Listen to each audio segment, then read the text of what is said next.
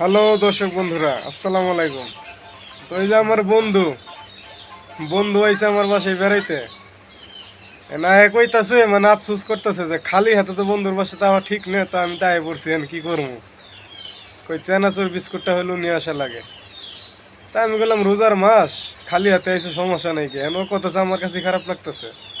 খারাপ লাগার তো কিছু নাই।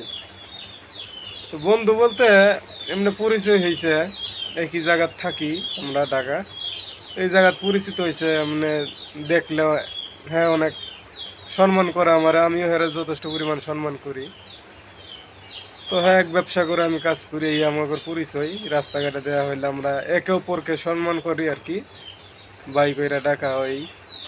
তো এনকা এর আগে একদিন আর আমি অনেক জোর করছি আসার জন্য, আসে না, আজকে আবার কেমনে কেমনে আয়া পড়ছে।